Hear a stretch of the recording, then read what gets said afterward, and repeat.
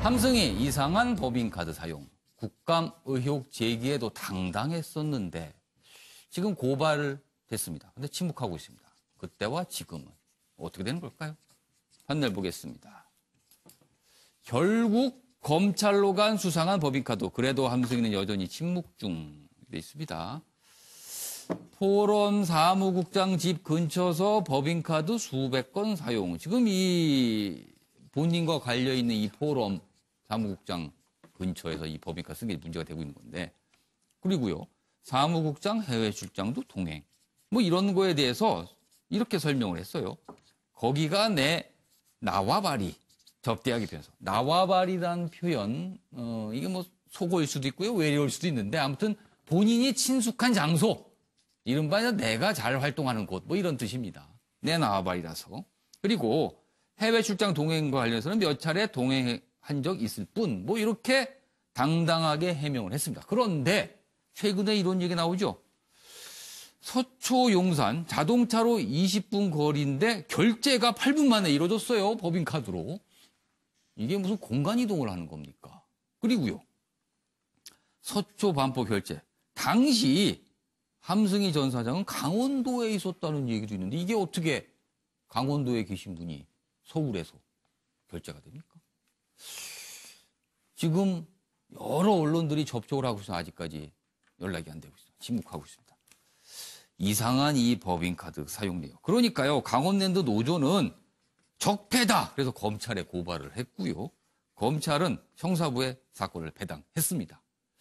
강원랜드 입장에서는요. 전임 사장들 때문에 바람 잘 날이 없네. 이렇게 한탄을 하고 있지 않을까 싶습니다. 영상 보겠습니다.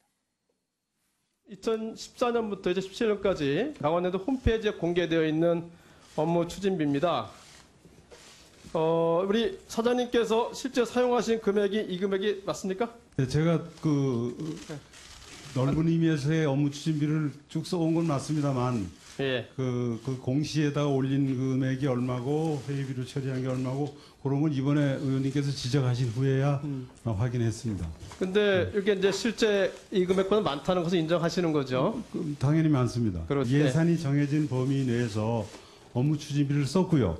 그 업무 추진비를 회의비, 접대비, 특별회의비 어느 항목으로 정리할 것인가 하는 것은 비서실 또는 회계 실무자들이 처리를 했습니다. 그리고 네, 업무 추진비를 적게 공시하고 했다고 해서 무슨 사장이 더 청렴해지고 그걸 많이 썼다 해서 사장이 청렴해지지 않고 한다고는 저는 생각을 근데 안 적재적으로 했거든요. 저희들이 봤을 때는 7천만 원이 넘게 사용하신 걸로 나왔습니다. 예산 범위 내 업무 추진비에 내 쓴 건 맞지 않습니까? 총괄적으로 물어볼까요? 인정을 합니다. 인정을 하는데 제가 드리는 말씀은 그 쓴 내용을 인정한다는 게 아니고 그 세 가지 항목 중에 어느 걸로 분류하냐 하는 거는 실무자들이 분류한 것이고 총액 개념에서는 예산 범위 내에서 쓴 것입니다. 그 말씀을 드리는 거죠. 이렇게 잘못된 비용 어떻게 하실 겁니까? 근데?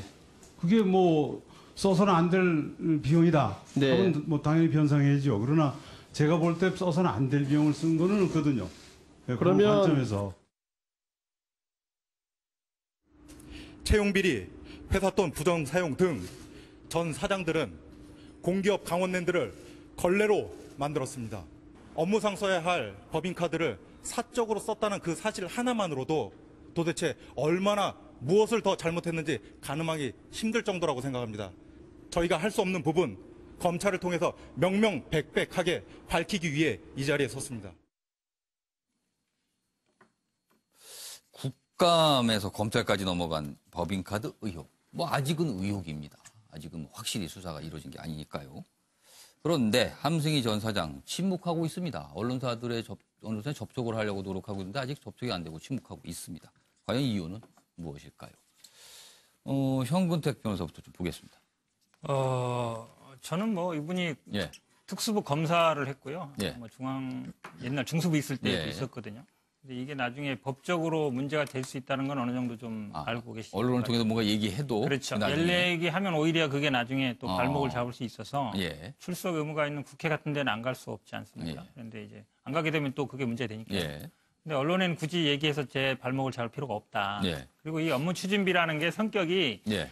업무 관련성과 개인적으로 쓴 게 구분이 상당히 어렵습니다. 예. 따지고 보면. 예를 들어서 내가 그냥 개인적으로 만나는데 뭐 기자를 만날 수도 있고 예. 아니면 개인사도 만나는데 예. 그분이 우리 뭐 강원랜드랑 관계가 있다. 예. 뭔가 이제 물론 그 카드를 쓴 거에 구체적으로 누가 썼는지까지 원래는 기재하게 돼 있습니다만 예. 그렇게까지는 안 하거든요. 예. 그러면 본인 생각에는 이 금액 내이기도 하고 지금 아까 금액 내라고 자신 있게 말하잖아요. 예.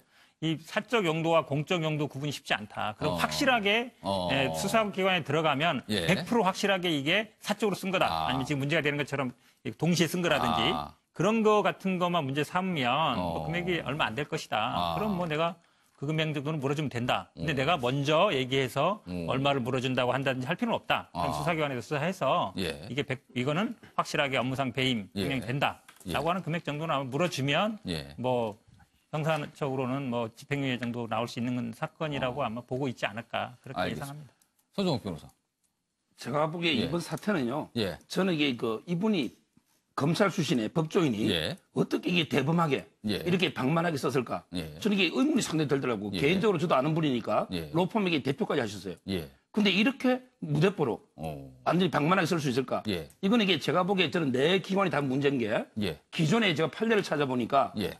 예를 들어 이게 법인카드로 부정 써가지고 이게 처벌된 얘기가 거의 없어요. 아. 제가 보기에 이제 올해 판례 하나 찾았는데 예. 하루 종일 고생해서 예. 그러니까 그만큼 이게 이번에 검찰도요. 예. 노조에서 이게 고발 안 했으면 수사했겠습니까?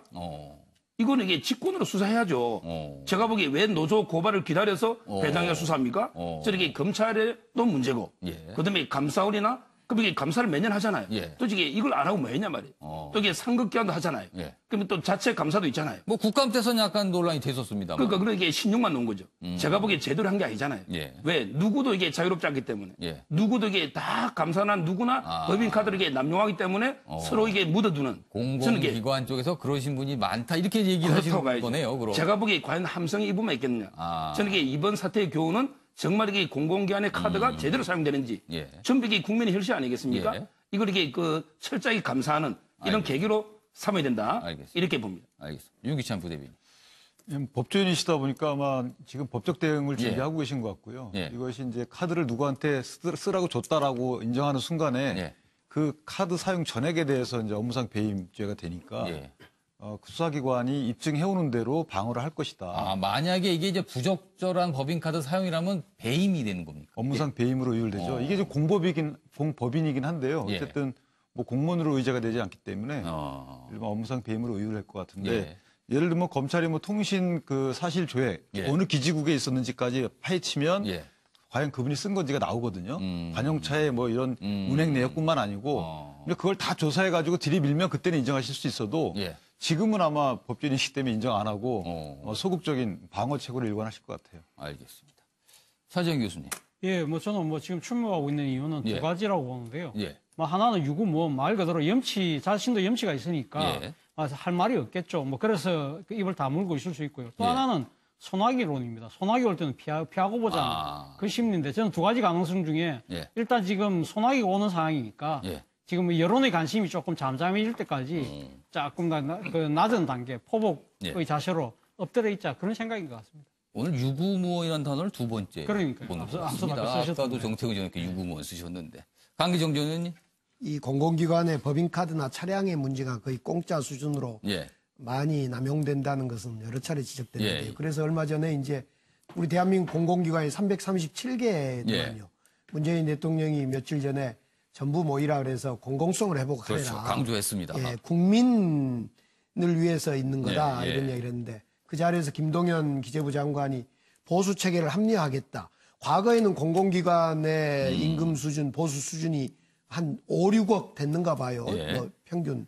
근데 지금은 2억 5천만 원 안팎으로 다 맞춰졌는가 봐요. 그리고 지금 업무 추진비 따로 있고 소위 예. 법인카 따로 예. 있고 그런데 정말 이번 기회에 국민을 위한 어떤 공공기관으로 거듭나야 되겠다 예. 싶습니다. 예. 네. 알겠습니다. 정태근 전 의원님.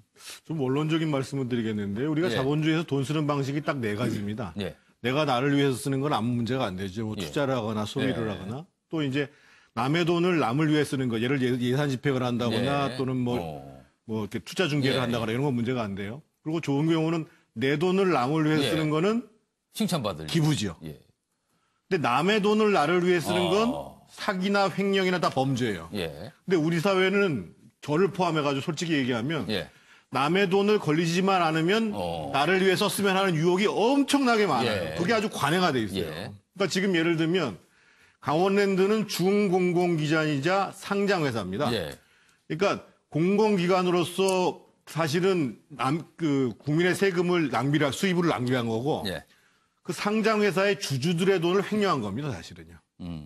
알겠습니다. 그래서 제가 한 가지 대안을 말씀드리면 예. 지금 특히나 이제 공공기관, 중공공기관, 예. 공기업에 어떤 문제가 있냐면 사실은 그 대표나 예. 상임감사가 다 낙하산인 경우가 많이 예. 있어요. 예. 근데 1차적으로는 상임감사가 저거 좀 걸러야 됩니다. 감사가 좀 그래서 엄하게 하는. 상임감사가 연대 책임지는 문제도 예. 한 번쯤 검토를 해봐야 됩니다.